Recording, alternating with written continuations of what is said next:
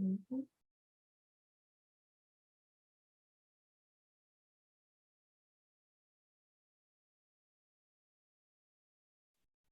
Uhum. Bom dia a todos, sejam muito bem-vindos. Meu nome é Aline e eu trabalho no marketing da editora Bluxa. Para nós é uma honra estar aqui com vocês essa manhã para o lançamento do livro Chuva na Alma, com as organizadoras Fátima Flora de César, Marina Ribeiro, com a participação do Inácio Gerber. A obra já está disponível para compra no site da editora Blucher, com desconto especial de 30% para o lançamento, que será válido até o dia 10 de junho. É só aplicar o cupom CHUVA30 no carrinho de compras do site e garantir o desconto. Vocês encontram o link para o livro aqui embaixo, assim como o cupom na descrição do vídeo. Vocês também podem comentar ao vivo aqui no chat do YouTube e poderão mandar perguntas, que no final do evento serão respondidas pelos convidados. Agora eu passo a palavra para a Marina, que dará início ao bate-papo sobre o livro. Espero que todos vocês tenham um ótimo evento. Bom dia a todos, um prazer estar aqui com vocês. Eu vou contar brevemente do livro e depois vou apresentar aqui meus colegas. Esse é um livro que celebra uma amizade, cujo nascedouro é a paixão pela clínica psicanalítica e pela pesquisa. De repente toco o meu celular, primavera de 2019. Uma voz delicada me chama. Fátima manifesta o seu interesse de fazer um segundo pós-doutoramento comigo. Havia terminado um primeiro com Luiz Cláudio Figueiredo na PUC. Sinto-me honrada com a solicitação e com seu convite para prefaciar o seu livro O Povo do Nevoeiro, de 2019, também pela editora Blucher. De forma acadêmica e inusitada, se inicia uma amizade profícua, extremamente vitalizadora e produtiva.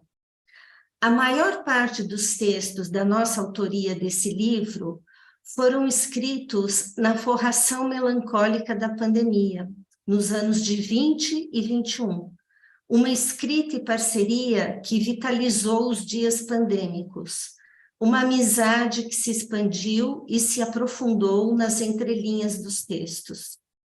Tivemos como preocupação oferecer um solo conceitual para as nomeações que criamos, e foram algumas no livro. Função vitalizadora do analista, sedução suficientemente boa, forração melancólica, as palavras aladas no encontro analítico.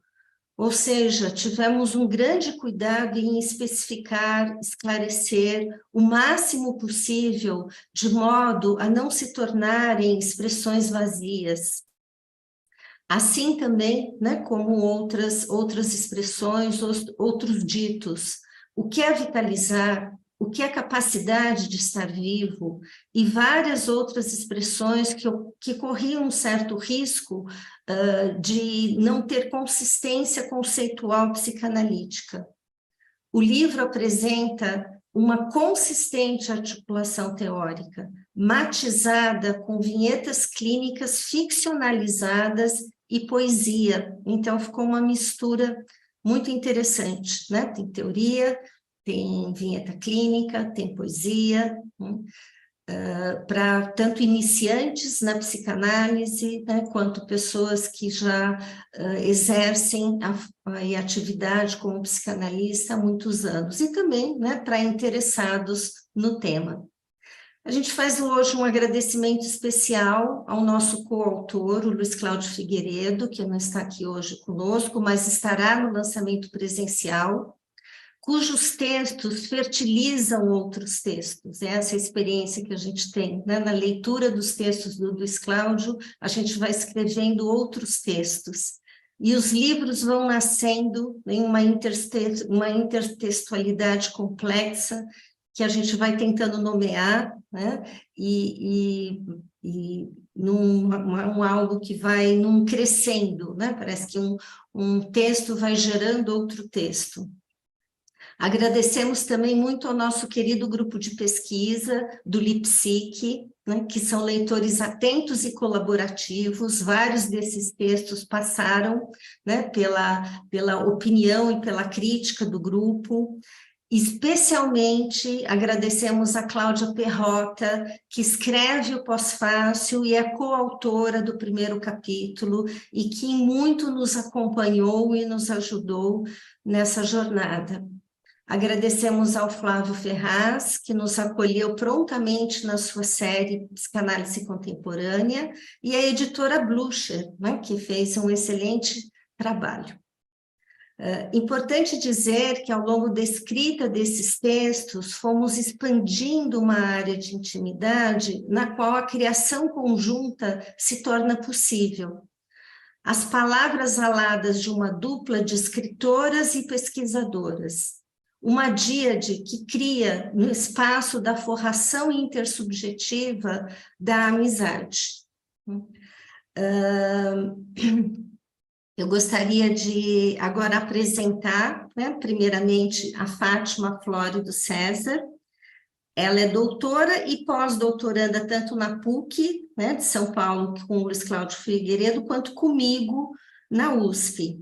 Ela é autora dos seguintes livros: Dos que moram em Móvel Mar, Elasticidade da Técnica Psicanalítica, Asas Presas no Sótão, Psicanálise dos Casos Intratáveis, e do Povo do Nevoeiro, pela Blucher também, que eu escrevi o Pós-Fácil.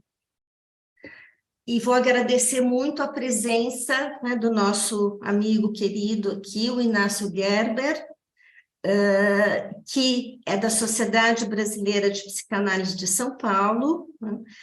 Tem vários artigos e vários livros publicados no Brasil e no exterior, né? Cito entre eles aqui o Porquê Bion, e está lançando também pela Blucher um livro agora que se chama Inconsciente, Nuvem Infinita. Muito contente com a presença dele aqui hoje, e eu passo a palavra para você, Inácio, para fazer um primeiro comentário sobre o Chuva na Alma. Tá. Obrigada. Obrigado, estou muito contente de estar aí, com amigas queridas, o Luiz Cláudio à distância de alguma maneira, mas está presente entre nós, e essa minha alegria se segue aquela de ter a generosidade dos escritores de pôr meu nome no livro na orelha, né? O que eu fiz com muita satisfação. Então, eu quero pegar por aí, na orelha, eu enfatizo a poesia da linguagem, e eu quero começar enfatizando, porque eu acho que isso percorre o livro, e mais do que isso, né, pessoalmente, percorre como talvez única possibilidade, ou a mais próxima de psicanálise, né, que eu encontro, que é uma, se não na escrita, a leitura poética do texto. Então, no livro, podia-se dizer que é uma complementaridade entre os três autores, né, que vai se entremeando até pela ordem dos textos, né, e percorre o que eu chamaria uma poesia teórica, uma poesia clínica e, principalmente, uma poesia amorosa. Porque talvez eu possa dizer, e a Marina já fez uma bela introdução, que me facilita, o livro trata de uma recuperação do termo amor dentro da psicanálise, com todas as resistências iniciais, sabemos, né? Freud, o contexto, né, de resistência, etc.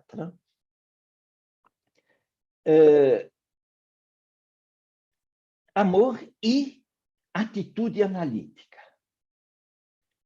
Uma atitude que a gente poderia chamar de acolhimento amoroso do analista, holding, continência, reverie, paciência, compaixão, postura zen e tantas outras expressões que tentam dar conta disso, né? Eu falei em atitude, e eu acho que é consenso, né, que a psicanálise se desenvolve, se cria e vive através de duas vertentes. O que a gente usualmente se chama uma vertente teórica, eu que procuro chamar de conjecturas teóricas. Não existe uma teoria pronta em psicanálise, assim como na física contemporânea, cada vez, né, descobertas que agridem o nosso senso comum, né, e vamos nos acostumando. Então, são conjecturas que levam a mais conjecturas quando elas são criativas, ou conjecturas que esterilizam, que param lá. Esse é o conhecimento final das coisas. E aí se fecha o conhecimento, né? Ou uma frase tão comum, corrente, quanto mais aprendemos, mais aumenta o nosso campo de ignorância. Um livro, Ignorância, de Farsten, muito interessante, que eu recomendo, falando exatamente nesse sentido. Mas a vertente que mais me fascina para pensar é exatamente da atitude analítica, que eu acho que percorre o livro todo, né? E eu diria por dois, entre tantos outros motivos, né? Uma questão ética de contato humano com o nosso analisando, e a outra, por ser qual é o processo mais propiciador, mais facilitador da comunicação entre o inconsciente do analisando e o inconsciente do analista. O terceiro analítico se dá num campo, a expressão de Ogden, né, se dá num campo inconsciente, de alguma maneira, né? E por isso que só a poesia é uma tentativa de se aproximar desse outro campo. Só frisar mais uma coisa em relação a isso na escrita, é curioso, quando eu vou fazer um pequeno histórico dessa questão da atitude analítica, quando a gente lembra hoje daqueles relatórios, né, ou textos escritos, em que uma sessão analítica é descrita como analista, analisando, e vai assim, né? Não há, claro, isso é dos inícios, dos primórdios, mas que bom que isso evolui para esse relato de conjunto, eu volto a dizer poético, do que está acontecendo na sessão, como uma ficção concentrada na coisa. Essa linguagem anterior, né, de afastamento, o analista diz isso, o analisando diz aquilo, etc., nos afasta de uma sessão e do que há de psicanalítico na sessão. Essa outra visão nos aproxima, a gente se deixar entrar dentro, como se lesse um livro de ficção, em grande parte, informados pelo que a gente tem de conhecimento e experiência analítica. É interessante que, tocando um pouco na questão de atitude desde o começo, que o único texto que Freud se dedica totalmente a essa questão é aquele de 1912,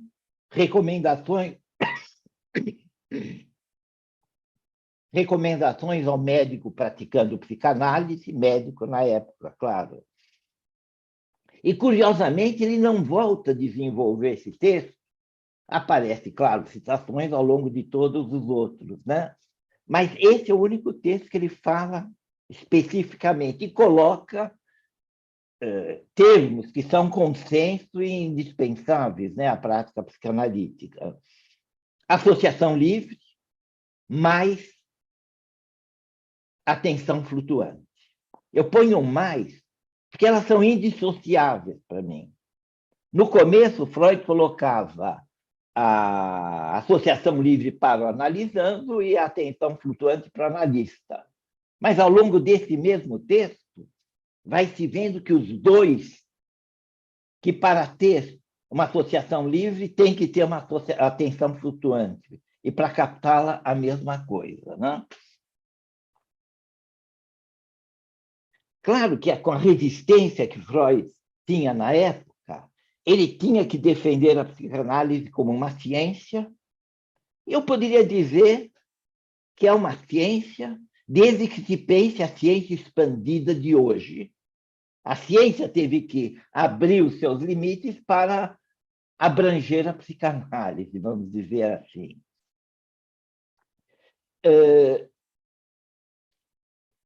Junto a Freud, Ferenczi, que é outro autor fundamental ao longo do texto, né? E Ferenczi vai radicalmente para a questão da ética, da postura analítica e tudo mais.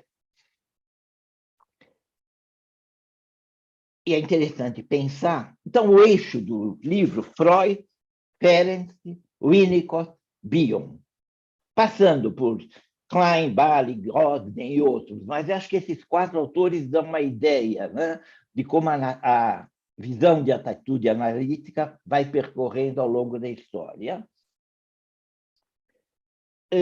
Essa questão da atitude amorosa é curioso como é que, quando Balin coloca, e só lembrando, um dos textos dele que provocou a ruptura final, vamos dizer assim, é o seu texto final brilhante, né? A confusão de línguas entre o adulto e a criança, a linguagem da ternura e a linguagem da paixão. Esse texto, e claro, todos os anteriores, as experiências de análise mútua, que na época era considerada, e sim, Ferenczi experimentava radicalmente. Então, não se trata mais de o analista sair da poltrona e vai para outra poltrona, ou para o divã e vice-versa, não. O próprio sentido de ter ser analítico é que, e eu estou convicto disso, o analista faz a sua análise enquanto atende.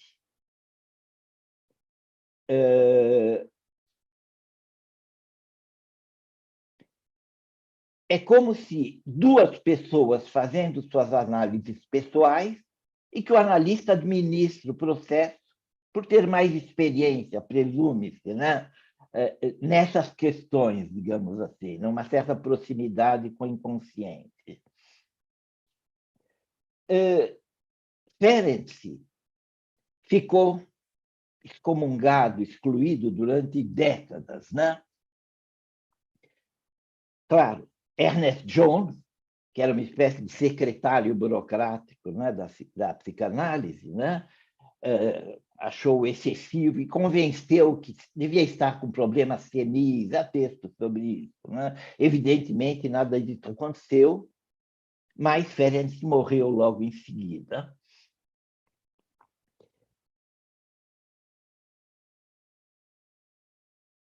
Então, essa própria proposta dele de linguagem da ternura e linguagem da paixão, podíamos resumi-la dizendo: linguagem da ternura é a linguagem do nó, linguagem da paixão é a linguagem do eu, simplisticamente, né?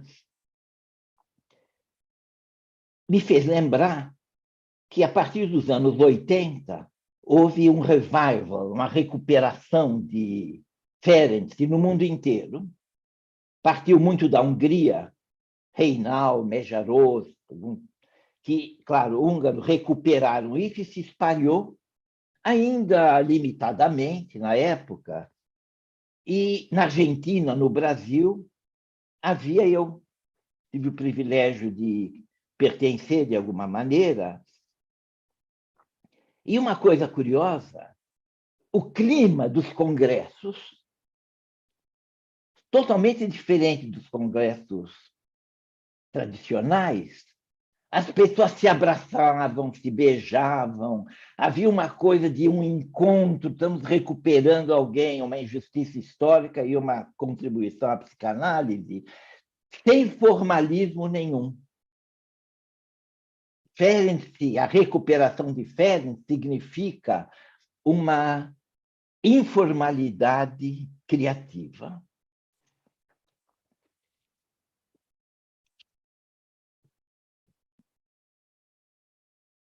Eu vou percorrer algum dos textos, umas citações do livro, palavras, né? E associações livres minhas agora, muito livremente. E, por favor, me avisem quando eu termino, eu paro lá e continuo em outro momento. Sedução. O livro retoma todos os termos em relação a uma sedução benévola. É linda essa expressão, né? Um convite ao jogo do inconsciente. Isso eu gosto muito também, né? Nós jogamos o jogo do inconsciente.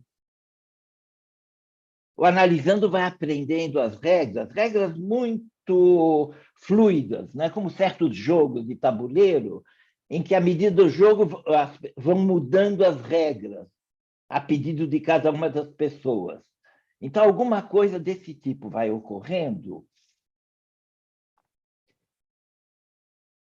E a ideia do humor ligada a esse jogo.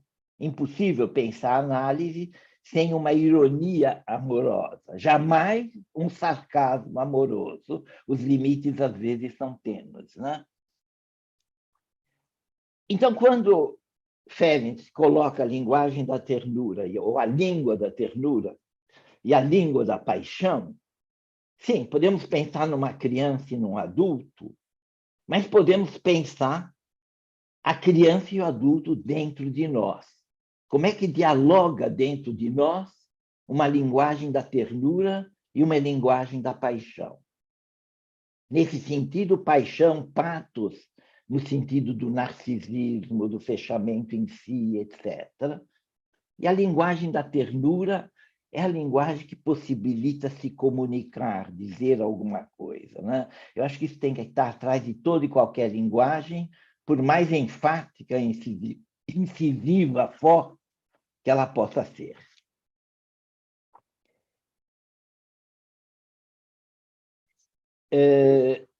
Essa ideia leva a outra expressão de Balint, amor primário. Me lembra que Freud, ao longo da obra, começa com instinto de vida e instinto de morte. Mas nos textos finais, ele troca isso por uma expressão muito mais essencial, né, abstrata e essencial, que é instinto ou pulsão ou o trip freudiano, de unir e o trip de separar. Claro que ambos são complementares, mas eu não tenho dúvida que o unir vem antes do separar. É quase uma tese brincalhona, mas absolutamente verdadeira para mim. Porque o ódio vem depois do amor, para mim. A frustração do amor é que conduz ao ódio, à violência, etc. Como tese inicial. Eu acho que eu tenho um bom argumento para isso, porque se o ódio tivesse começado, nós nem estaríamos aí. Ou se o ódio tivesse prevalecido sobre o amor, a raça humana estava extinta. Evidentemente, quase como uma conclusão matemática das coisas, né?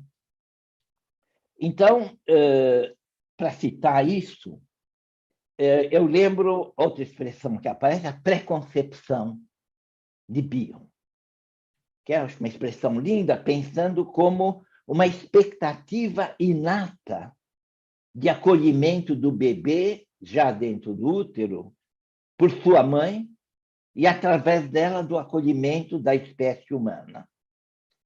Algo que reforça isso, é curioso que Freud, claro, com o instrumental tecnológico que ele tinha na época, descrevia, digamos assim, o chupar o dedo do bebê, a partir do nascimento, claro, como um substitutivo do seio da mãe. E sim, pode ser também, né? Como se viesse o seio e, a partir disso, o bebê descobrisse o dedo.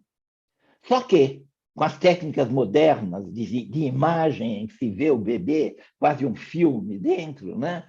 O bebê chupa o dedo antes do nascimento, no útero. É um pouco indicativo que ele está exercitando o acolhimento que ele vai receber. Ele já prenuncia no útero aquilo que de alguma maneira vem. Então, um pouco como ideias de um amor inicial. Ah, caiu aqui. Só mais uma citação. Fiquei muito contente de ver Annie Alvarez. É uma figura maravilhosa, né?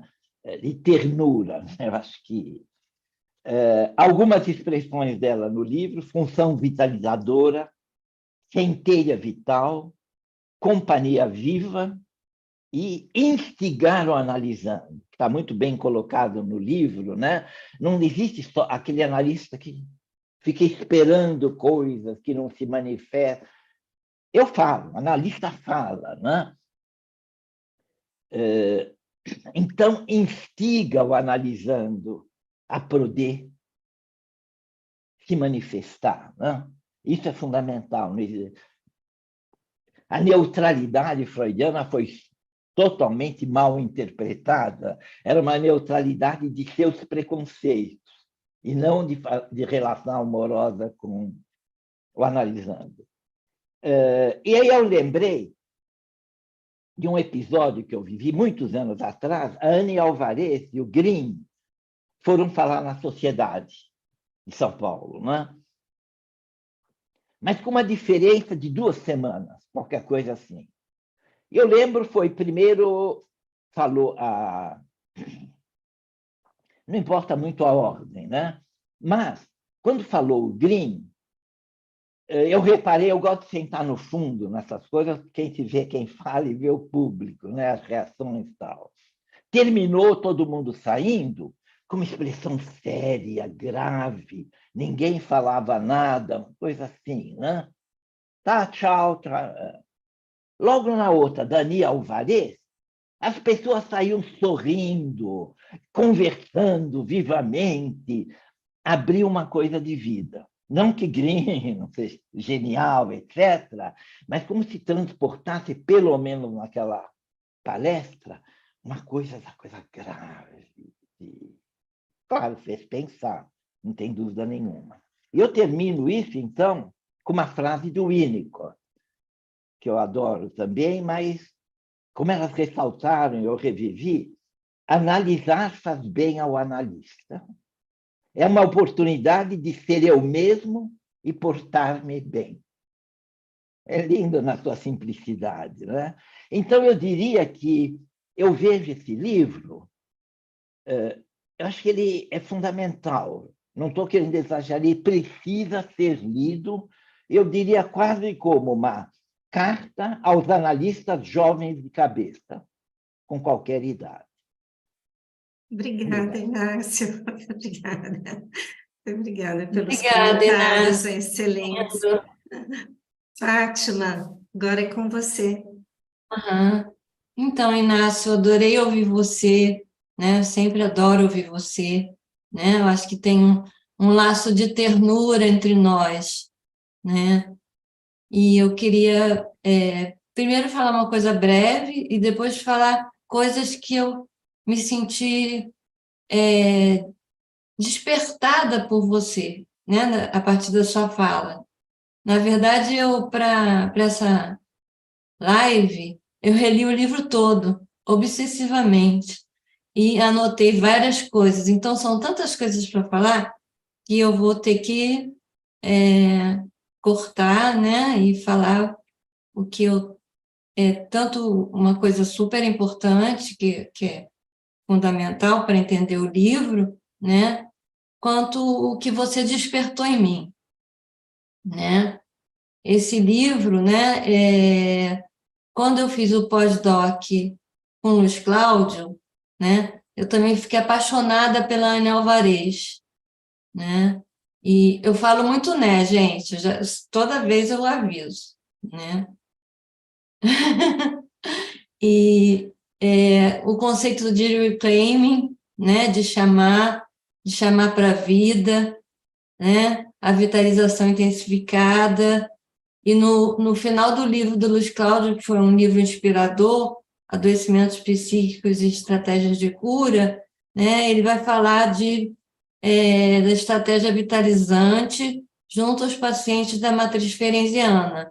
Né? Na matriz ferenziana estão os pacientes mais passivos, né? Mais apassivados, não passivos, apassivados, né? Semi-mortos, com traumas precoces e radicais, né? E aí ele foca, né, a necessidade da estratégia vitalizante nesses pacientes.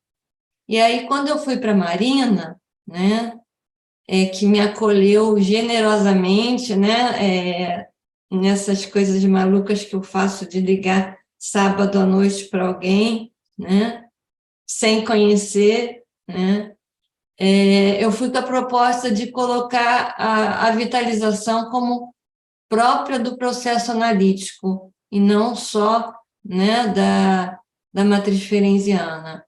Então, esse livro tem esse viés, né, e a gente pode botar num pacote, como você já falou algumas palavras, né, algumas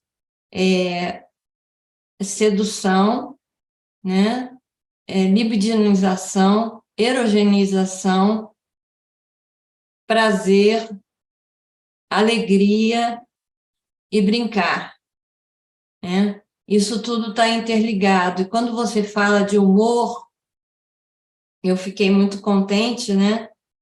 Porque eu me lembrei de uma citação do Heitor de Macedo, né? Que ele é brasileiro, mas mora na França há muito tempo, e fala que o Winnicott era uma pessoa alegre, ele era um analista alegre, mas não alegre como estado de humor, mas como princípio ético, né? Então, a alegria como princípio ético, né? Que eu acho que, mesmo quando a gente atravessa espaços de desvitalização, né? Porque eu acho que não é a ideia da gente animar o paciente o tempo todo, a gente vai ter que acompanhá-lo nesse processo de desvitalização.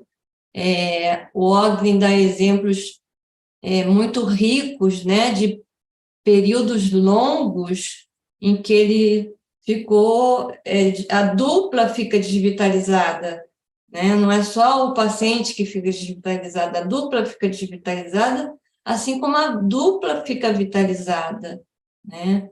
Então,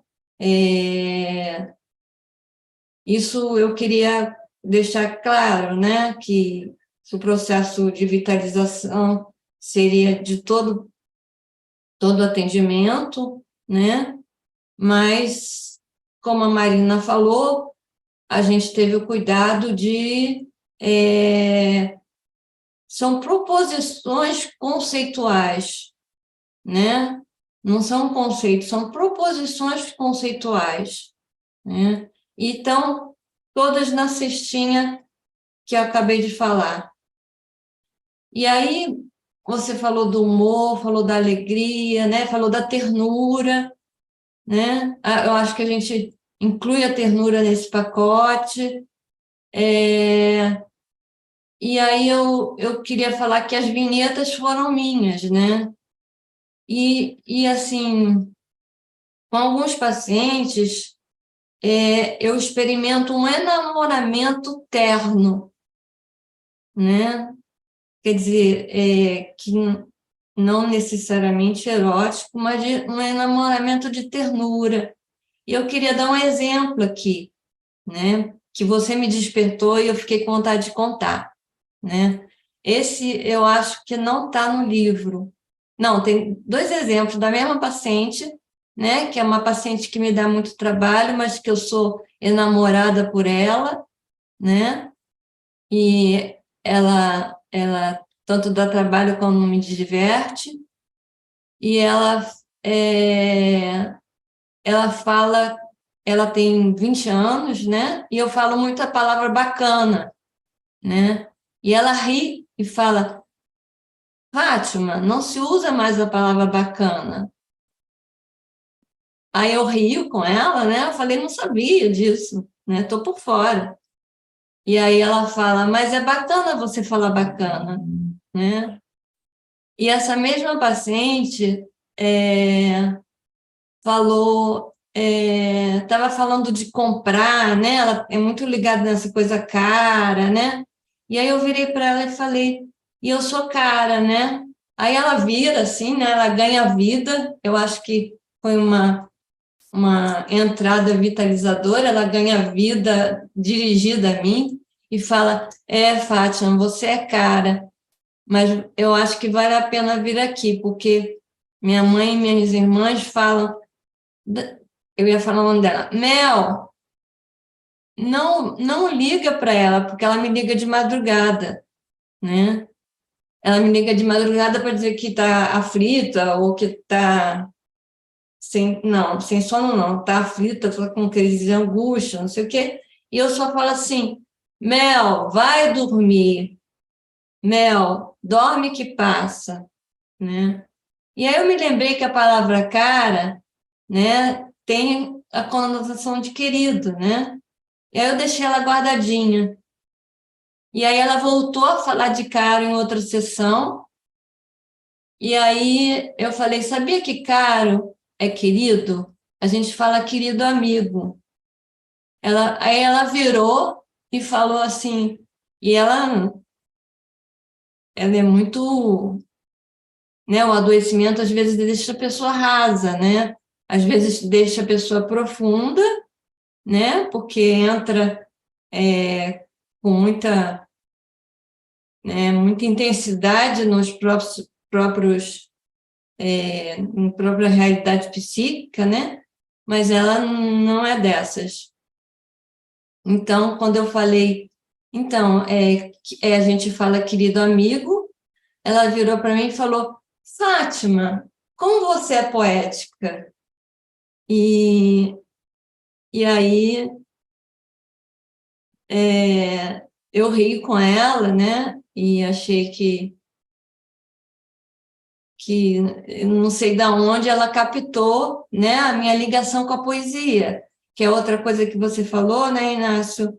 E que, assim, eu não consigo escrever sem poesia. Né? Outro dia eu ouvi a Betânia falando que ela não gosta do duro, do reto, que tem que ter poesia mesmo que seja atrás. Né? Que a poesia abre um compadecimento na gente em relação ao outro, né?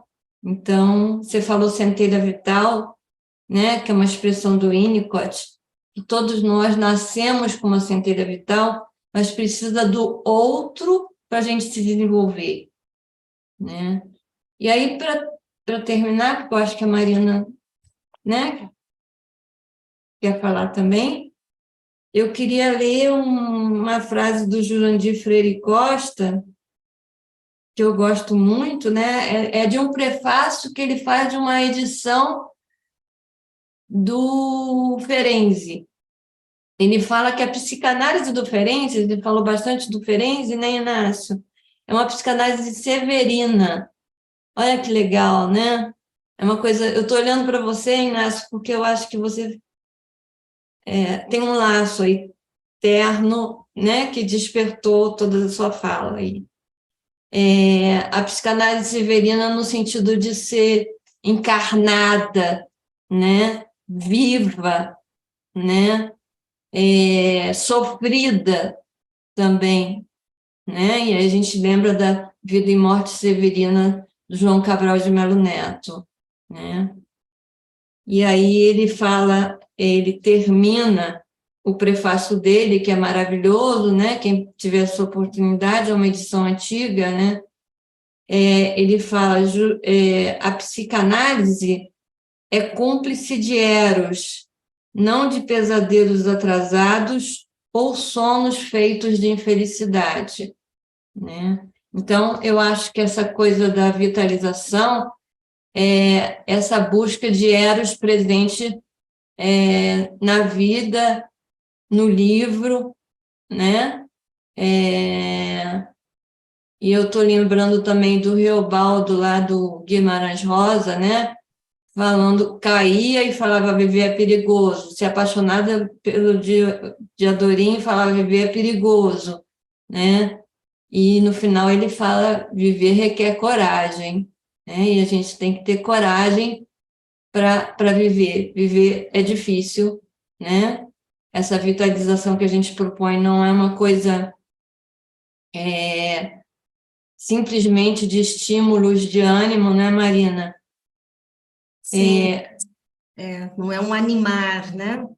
Não é um animar, né? Posso falar um É uma pouquinho? coisa robusta, né? Sim. Então, eu passo a palavra a você. Tá, ok. Tá bom? Obrigada, Fátima, obrigada. Então, só pegando, eu vou fazer um comentário, depois eu vou passar novamente para o Inácio. Até essa vinheta, que são as vinhetas clínicas, são todas ficcionalizadas, né? Mas é interessante o que a Fátima falou, porque é isso que a gente vai chamar de palavras aladas, né? Então, você é cara, né? Se transforma, você é minha cara amiga, né? Vamos dizer, essa habilidade que o analista precisa ter, né? No uso das palavras, que isso em Bion está como uma linguagem de êxito, né? E tem uma proposta do Arnaldo Schuster de chamar isso de uma linguagem de alcance psicanalítico, né? Então, o próprio nome do livro, eu acho que é importante falar isso, né? É uma linguagem de êxito, né? Porque a hora que você fala chuva na alma, você já abre, né, para uma série de experiências.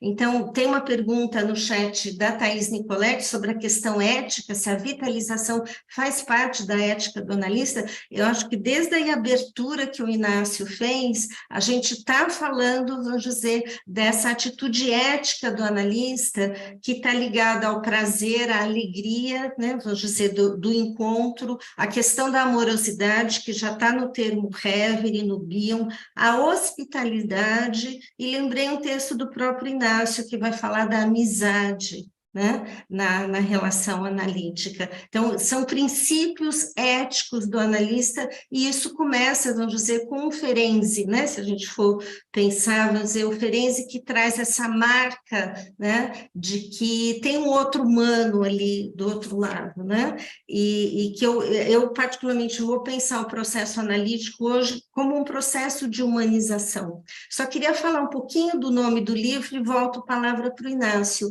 O Chuva na Alma vem do poema do Bertolt Brecht, né? E é justamente essa denominação que a gente dá para palavras aladas, né? Que é uma que a gente se inspirou, né? A Fátima, né? Que sugeriu isso do Homero, né? Da Odisseia, né? As palavras aladas, trazendo essa expressão para a sala de análise, né? No sentido da poiesis do analista, palavras com asas.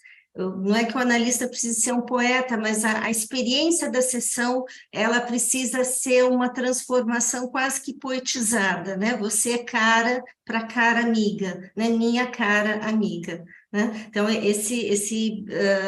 que traz, vamos dizer, todo um outro arcabouço emocional, né? E só destacando que, no caso, a poesia ela é construção onírica da linguagem, né? Ela é uma dimensão onírica da mente, que é o que a gente trabalha, né? Dentro, vamos dizer, do que a gente chama desse campo do psíquico, né? Daquilo que é psíquico, do sofrimento psíquico. Tá?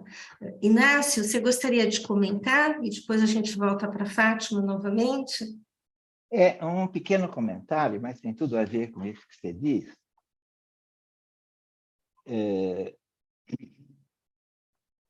Eu gosto de dizer que eu vejo psicanálise, um processo de análise, né, como uma longa construção de uma relação de amizade verdadeira. Até onde chegamos, quanto construímos. Então, não excluir essa noção que é uma relação, no mínimo, de tentativa de relação amistosa, de amizade, de amigos, né? E outra coisa ligada a isso Eu não acredito que possa haver uma relação amorosa se não houver conjuntamente uma relação de confiança. Confiança em todos os sentidos, né? Eu posso falar essa coisa. Com todo respeito pela privacidade, eu quero falar? Não quero, mas eu posso.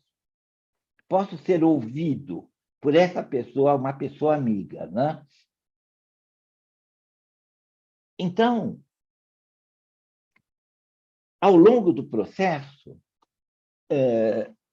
falando da minha experiência, mas imagino que seja quase consensual, né? A gente sente que vai se despertando, um gostar, como a Fátima colocou bem, né? De gostar dos pacientes. Eu diria, eu acho que eu não seria capaz de atender alguém que eu não gosto, que me provoca um sentimento de repulsa, etc. Claro, posso entrar, tentar compreender, mas se isso se torna uma linha intransponível, talvez outra pessoa possa se ligar a isso de uma outra maneira, né? Eu falo no sentido de que, pelo livro, por Ferenczi, por tudo que nós estamos falando, tudo isso nos autoriza a ter uma relação amorosa, benévola, né? Essa ternura benévola com nossos pacientes. Mas, claro que eu não estou negando as dificuldades, o ódio, a ambivalência, tudo. Não estou pintando um paraíso. Estou colocando isso como uma atitude da gente diante dessas coisas difíceis que nos vêm. A continência, a gente poder conter isso, para conter, tem que ter uma relação afetiva de alguma maneira, né? Mas dizendo que existem os momentos difíceis, e eu lembrei de uma, na praia, já faz um tempo, passa um sujeito com uma camiseta, achei tão legal, eu vou dizer o que estava escrito, quase me deu com vontade de ir lá conversar. Falei, não, chega. É um jeito muito simples, pelo jeito. Estava escrito, eu te amo, mas tem dia que é complicado. Acho que isso define, né? Era isso que eu queria colocar. Que legal, Inácio. O que você me lembrou, né, foi que o Winnicott fala, essa questão da ambivalência, né? As pessoas têm geralmente acham o Winnicott raso ou bonzinho, né? Eu acho que está mudando isso, graças a Deus. Mas ele fala que ele não acredita no amor que é puro sentimentalismo. Que o amor tem que vir, ele vem com ódio também, né? Que eu acho que é isso que você falou. E eu queria, tá quase na hora, né? Mas eu queria falar de uma coisa que me despertou muito no livro, né? Na pesquisa, né? Com a ajuda da Marina, né? Que é uma grande leitora de Ogden, que é a questão da linguagem, né? Das palavras, que a Marina falou das palavras aladas já, né? E a questão da linguagem como propiciadora de vitalização, né? E aí eu comecei a gostar de palavras. Eu já gostava, mas eu não sabia saborear as palavras, né? Então, eu vou contar outra história, né? Às vezes, com alguns pacientes, eu sou uma contadora de histórias para ajudar a sair, né? De estados nebulosos, né? Eu conto histórias e eles também me contam histórias, claro, né? O trabalho é sempre da dupla, né? Então tem o par mãe-bebê, o par analista analisando e o par Marina e Fátima, né? Aí entra o terceiro, que é você, né, Inácio? E entra o terceiro, que é o Luiz Cláudio, né? Mas eu queria contar essa coisa de eu saborear as palavras, eu vou explicar como é que é, né? É uma paciente que mora no Nordeste e que falou a palavra potoca. Você conhece essa palavra, Inácio? Ela não me é estranha, eu falo muito pouco. Eu, não falo nada de polonês. Mas não sei, não lembro. Não, é no Nordeste.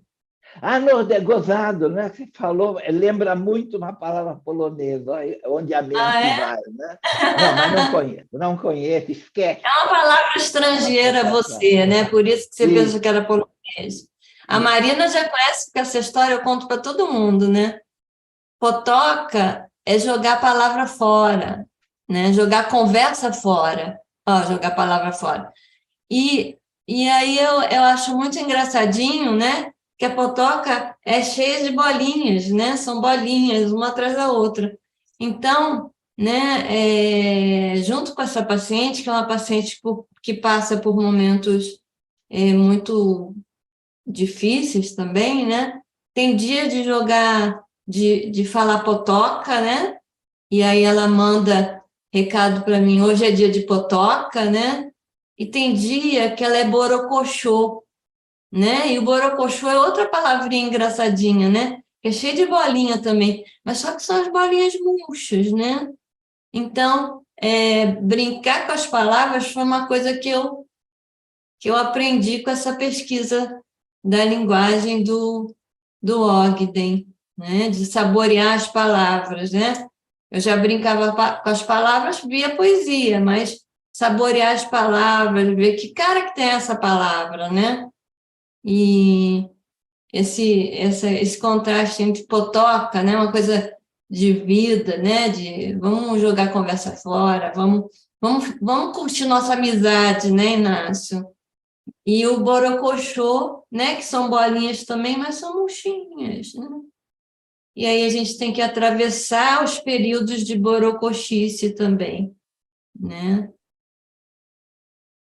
Então era isso. Marina, quer falar? Sim, sim, eu vou então, né, indo para um fechamento. Não sei se o Inácio gostaria de comentar alguma coisa e depois eu faço um fechamento aqui do nosso breve bate-papo. Olha, me ocorreu falar uma coisa e me dei conta que soa como um comercial do livro, né? Inconsciente Nuvem Infinita, né? Por que não? Também é Sim, poesia, dependendo de como for sim. falado. Eu queria dizer por que essa ideia, eu quero só ressaltar essa noção de inconsciente, que tem a ver com o inconsciente coletivo de Jung, tem a ver com a herança arcaica de Freud, tem a ver com a preconcepção de humanidade, como eu vejo, de Bion, Ferenc e tudo mais, e lembrar uma expressão do Bion, que ele diz, eu prefiro infinito, finito, do que inconsciente, consciente. E ele propõe, e eu acho ótima, né? O inconsciente é infinito, e não se pode alcançar o infinito com uma linguagem finita, temos que nos conformar com isso, né? E essa busca de alguma coisa que tem esse sentido de infinitude, que é essa busca por alguma coisa que faça sentido, né? Por associação, eu lembrei, é um livro que eu li recentemente, de Michio Kaku, é um físico muito renomado, e que ele chama de a equação de Deus. Não foi ele que criou a expressão, mas ela corre muito no campo da física, matemática, uma equação que explicasse a lógica do mundo, e daí o nome, uma equação de Deus, não um Deus corporificado, esse Deus imanente, Spinoza, né? Então, essa ideia de que o inconsciente funciona um pouco uma nuvem, a nuvem da rede, etc., infinita. Toda a história do mundo e toda a nossa história pessoal está lá.